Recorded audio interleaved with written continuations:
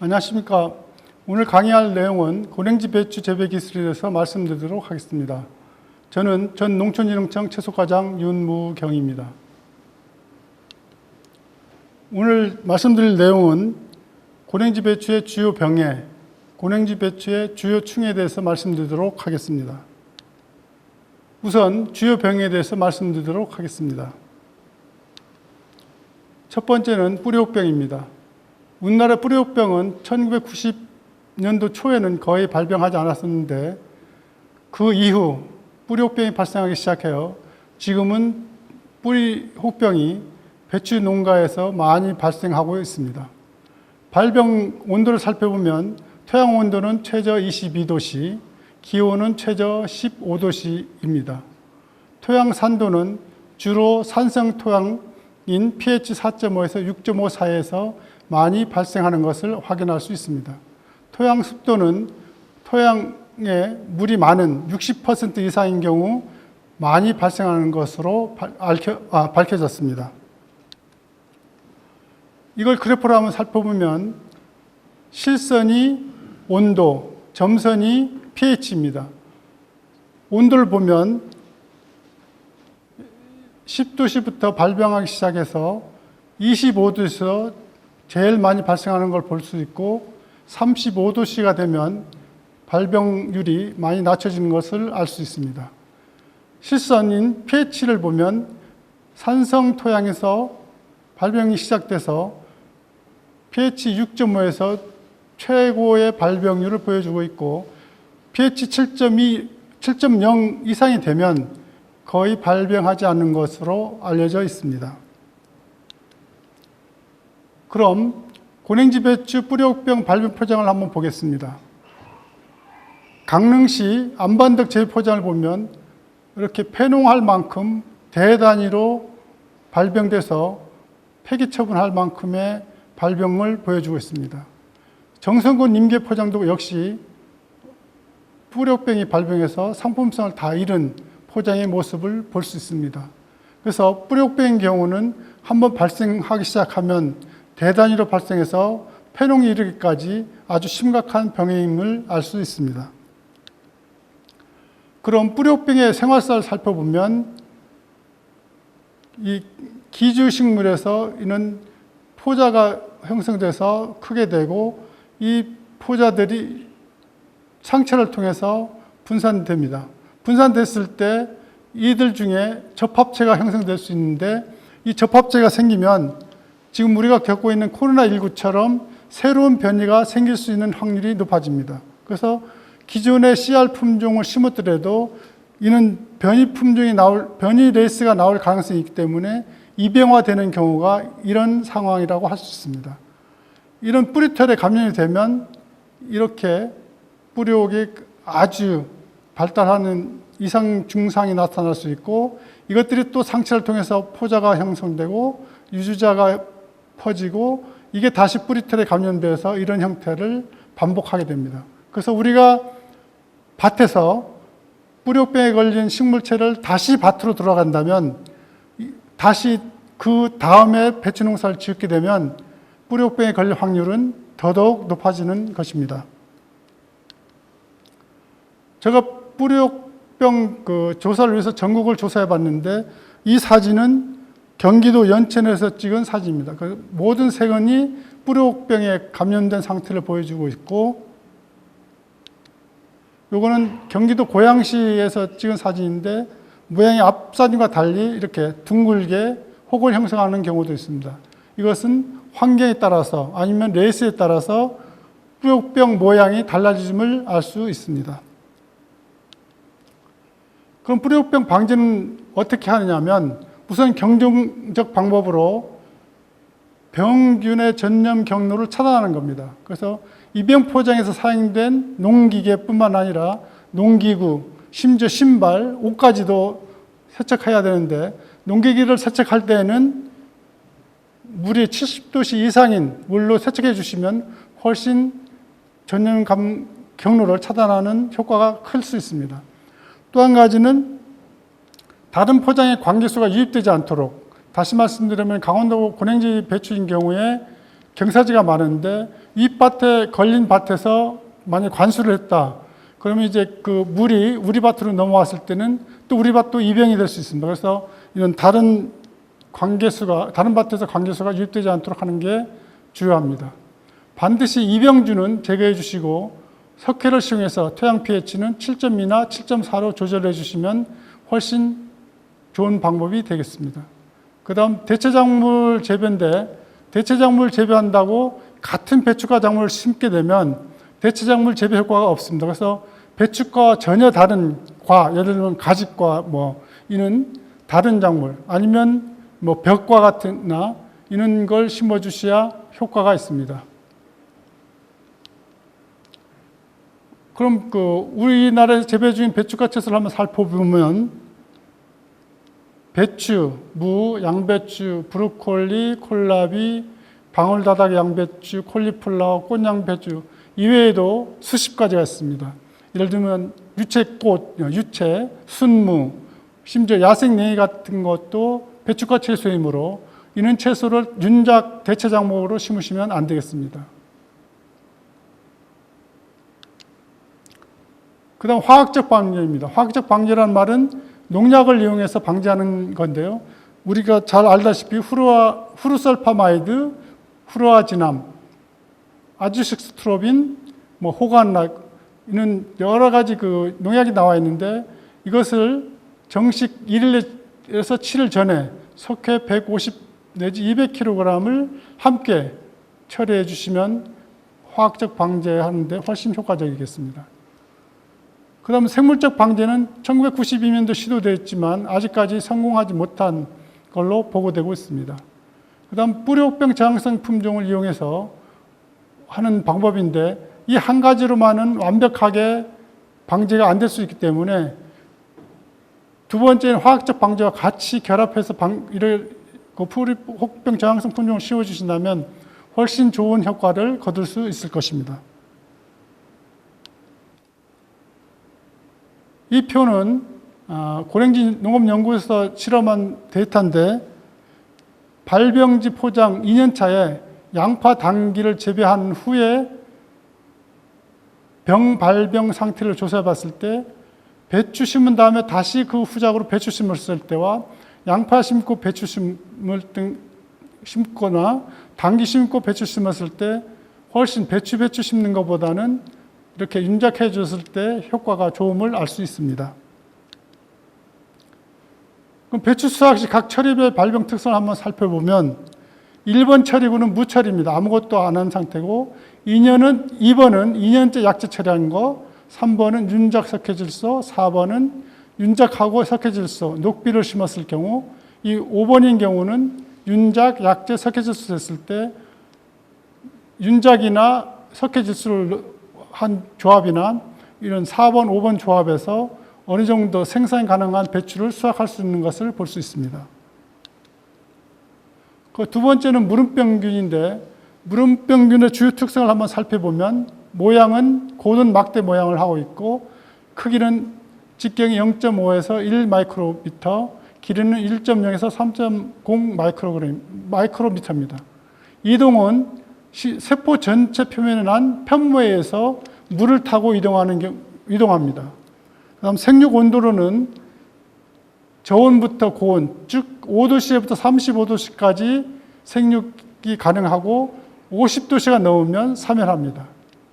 발병 조건을 보면 고온인 30도에서 35도씨에서 많이 발생함을 알 수 있고 고온 다습하면 더 많이 발생할 수 있습니다. 무름병 일반 현황은 대부분의 채소에 많은 피해를 주고 있고 특히 배추에서 많은 심각한 피해를 주고 있습니다. 피해 양상을 보면 초기에 지지부 하이엽 엽병 또는 주기로부터 발생하고 담갈색 수침상의 병반이 급속도로 잎까지 확산되고 식물체 전체가 시들고 심한 악취를 발생합니다.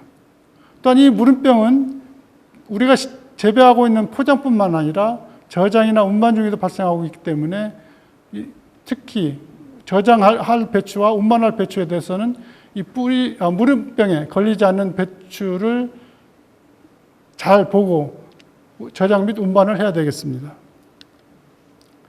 방제는 주로 그 토양에서 배추 상처 침입하기 때문에 재배 시기를 조절한다든가, 그다음 그 심하게 걸렸던 포장에서는 돌려짓기, 다시 말씀 윤작을 해서 이 병의 밀도를 낮춰야 줘야 되겠습니다. 그리고 충에 의한 상처에서 많이 침투되기 때문에 충 방제를 잘해서 무름병균이 상처를 통해서 다시 침입하지 않도록 해주는 게 중요합니다. 그다음 병든 포기는 잔여물을 전부 제거해서 토양 내 병균 밀도를 낮춰주시는 게 좋습니다.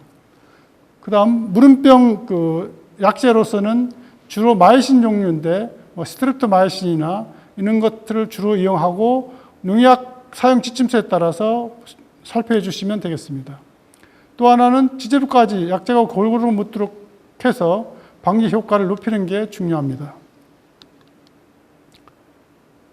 무름병의 그 병균 모양을 보면 이렇게 막대형을 하고 있고 여기에 편모가 이렇게 나 있습니다. 그래서 이 편모를 이용해서 물을 타고 토양 내에서 잘 이동하기 때문에 습한 토양에서는 무름병이 많이 발생할 수 있습니다. 이 사진은 무름병에 걸린 배추 모습인데 보통 지지부에서 썩기 시작합니다. 더 진전되면 모든 잎이 무름병균에 감염돼서 이런 형태를 보이게 됩니다. 이 사진은 무름병 걸린 포장과 무름병 걸린 배추를 보여주고 있는데, 이렇게 완전히 결구된 상태에서도 이 지지부에서 무름병이 발생하는 걸 알 수 있고, 우리가 이걸 모르고 바로 저장이나 운반을 하게 되면 다른 배추에까지 피해를 줄 수 있습니다. 그 다음 녹균병입니다. 녹균병의 특징을 보면 성숙한 잎에 희미한 황록색 반점이 생기고 점차 황색의 다각형 무늬를 띠게 됩니다. 그래서 잎 뒷면을 보면 흰 곰팡이가 발생하고 암회색으로 진전돼서 잎이 괴사하여 하엽이 탈락하는데, 이 병 모양이 이슬과 같다 해서 이슬노자를 써 노균병이라 하고 있습니다.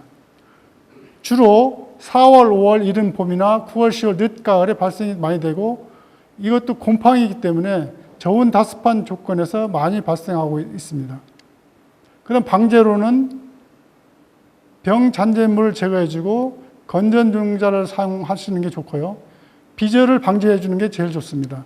비절이 뭐냐면 배추 생육 기간 내내 비료분이 절단되는, 그 중간에 그 비료분이 없어지는 그런 것을 방지해 주는 게 비절 방지라 할 수 있습니다. 약제로서는 다이지넴, 리도밀, 안트라콜 등이 있습니다. 그 다음 바이러스병입니다. 바이러스 병증을 보면 검은 궤저 반점과 함께 심한 모자이크 증상을 일으키고 생육 초기에 감염이 되면 결구되지 못하고 죽습니다. 그럼 생육 후기에 감염되면 궤저 반점으로 해서 상품성이 없어서 결국은 초기에 감염됐든 후기에 감염됐든 간에 상품성이 없는 배추를 생산하게 됩니다. 이 바이러스들은 주로 진딧물에 의해서 감염되는데, 주로 많이 발생하는 진딧물로는 양배추 가루 진딧물, 복숭아 혹 진딧물, 무테두리 진딧물이 있는데, 여러분도 잘 아시겠지만 그 진딧물에는 유시충하고 무시충이 있는데, 다시 말씀드리면 날개가 있는 것, 날개가 없는 거 있는데, 주로 전염력이 강한 것은 날개가 있는 것들이 이병물질에서 건전물질, 그 식물처로 가서 이병시키는 경우가 많다고 할 수 있습니다. 이거는 생육 초기에 감염된 배추의 모습입니다. 이거는 생육 후기 가면 이렇게 궤저 반점이 많이 생겨서 전혀 상품성이 없는 배추를 생산하게 됩니다. 이건 그 중기에 걸렸을 때 배추 모양인데 심한 모자이크 증상을 보여주고 있습니다. 방제법을 한번 살펴보면 우리가 육묘할 때 진딧물이 외부로부터 들어가지 못하도록 한냉사나 망사를 쳐서 육묘를 하는 게 가장 중요합니다. 다시 말씀드리면 배추가 어릴 때 감염되게 되면 고사에서 우리가 원하고자 하는 배추 수확물 생산할 수 없기 때문에 초기부터 방지하는 게 중요하고요. 약재 방제는 7일에서 10일 간격으로 정기적으로 진딧물 약재를 방지하는 게 좋습니다. 그 다음 구루썰음병입니다. 이 특징을 살펴보면 무름병과 유사하게 이렇게 썩습니다. 그런데 무름병과 큰 차이점은 악취가 없습니다. 그 다음 발병 온도는 25도에서 30도가 저온이고 저온 다습 조건에서 많이 발생합니다. 그 다음 방제는 연작을 피하는 게 제일 중요하고 그 다음 배수 개선, 그 다음 등록된 약재는 없지만 넥타라 실개가 약효가 있을 것으로 추정하고 있습니다. 그 다음 밑둥썩은병입니다. 이 병은 라이족토니아에서 감염되는데 온도가 높을 때 병반 주위나 땅 위에 자실충을 형성하게 되고 배추가 한 15 내지 20cm 자랐을 때 지면에 접한 엿병에서 1.5에서 4cm 크기의 타원형, 부정원형, 단망색 병반이 이렇게 발생하게 되고 나중에 갈변되면서 오목하게 들어가게 됩니다. 점차 엿병, 안쪽 엿병까지 침투하게 되고 이 방제법으로서는 미분의 유기물을 주지 말아야 되고 소속해서 살포해서 토양 산도를 맞춰주며 병등 식물체는 조기에 제거해 주는 게 좋습니다. 또한 다른 병과 마찬가지로 윤작을 통해서 토양에 있는 병균의 밀도를 낮춰주는 게 중요합니다. 그 다음 충해입니다. 배추 점나방인데 배추 점나방의 특성을 한번 살펴보면 어린 벌레가 배추 잎 뒷면에 표피를 파고 들어가 표피만 남기고 염육을 식게 하게 됩니다. 그 다음 육묘기에 발생하면 초기 생육에 현저한 지장을 주고 이 배추 점나방은 세대기간이 짧고 발생 횟수가 많아 약재에 대한 저항성이 빠르게 발달해서 약재 방제 효과를 떨어뜨리는 경우가 많습니다. 방제법으로는 약재는 작용 특성이 다른 계통, 예를 들면 비트제면 비트제만 계속 주시면 안 됩니다. 그래서 다른 계통의 농약을 교대로 살포해 주셔야 되고 배추에 등록된 약재를 가지고 살포해 주시는 게 제일 중요합니다. 약재 살포 시 유의점은 약액에 식물 전체에 골고루 묻도록 뿌려주는 게 중요하고 저항성이 생기지 않도록 아까도 말씀드렸습니다마는 성분이 다른 약재로 교호로 뿌려주시는 게 가장 중요합니다. 이 사진은 배추 점나방이 식혜한 사진인데 이 정도로 순식간에 갉아먹습니다. 그래서 동남아시아 같은 경우는 한 2, 3일만 지나면 어떤 식물체를 내가 재배했는지 모를 정도로 전부 갉아먹는 경우가 흔하기 때문에 망사 재배를 하는 경우가 종종 있습니다. 이 배추는 특이하게도 배추에 있는 걸 툭 치면 거미줄 타고 내려오는 것처럼 이렇게 타고 내려옵니다. 그래서 강원도 지역에서는 낙하산 벌레라고 이름을 불려지고 있습니다. 이게 성충의 모습인데 그 다음 파박나방입니다. 특성을 보면 남부지방에서 많이 발생하고 기주범위는 채소 또 화이류까지 광범위하게 식혜합니다. 배추에 심하게 발생하며 연맥만 남기고 폭식하며 노지에서는 1년에 4 내지 5회 발생합니다. 그래서 6월 이후에 고온에서 많이 발생하는 경우가 있습니다. 고온성 해충으로 25도에서 알을 낳고 성충까지는 약 28일 정도면 한 번에 세대가 진전됩니다. 한 마리의 암컷은 20에서 50개의 알을 난개로 산란합니다. 그래서 한 암컷이 1000개 정도 산란해서 엄청난 번식력을 갖고 있습니다. 방제 보면 세계적으로 약재에 대한 저항성이 강한 해충이고 어린 유충일 때 약재에 대한 감수성이 강하기 때문에 어린 유충 때 방제하는 것이 가장 중요합니다. 발생량이 많을 때는 7 내지 10일 간격으로 2, 3회 살포해 주는 게 중요합니다. 이 사진은 파박나방의 성충의 모습입니다. 그래서 배추를 이렇게 가해해서 상품성이 없는 배추로 만들어 버립니다. 이것은 배추 점나방, 아니 파밤나방의 그 성충인 나방의 모습입니다. 벼룩이벌레입니다. 벼룩이벌레는 잘 아시다시피 잎을 식혜하고 어릴 때 묘에 피해가 많고 식혜 구멍은 생육하면서 점점 커져서 상품 가치를 떨어뜨립니다. 방제로서는 생육축에 방제하는 것이 가장 중요하고 싹트는 이런 그 농약을 살펴 주시면 방제하는데 무리가 없을 것 같습니다. 이 사진은 벼룩이벌레 성충의 모습입니다. 이 마지막 슬라이드인데 우리가 살충제를 살포하실 때는 보면 모든 병이 다 그렇습니다만은 발생 초기에 살포하는 것이 방제 효과를 높일 수 있고 방제비나 노동력을 훨씬 줄일 수 있습니다. 이 1령이나 3령증, 유증 시기에는 집중 방제해 주는 게 좋고 4 내지 5령증, 노숙유증이 되면 약제에 대한 저항성을 강하게 갖게 됩니다. 유성분을 살펴보면 아까도 다른 그 충에서도 이야기했습니다만은 계통이 서로 다른 세 가지를 가지고 교후 처리해 줌으로써 저항성을 갖지 않도록 계통이 다른 약제를 처리하는 게 가장 중요합니다.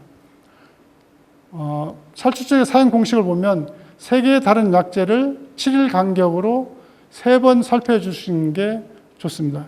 더 특히 중요한 것은 안전 사용 기준을 준수하는 게 무엇보다도 중요하겠습니다. 예, 이상입니다. 감사합니다.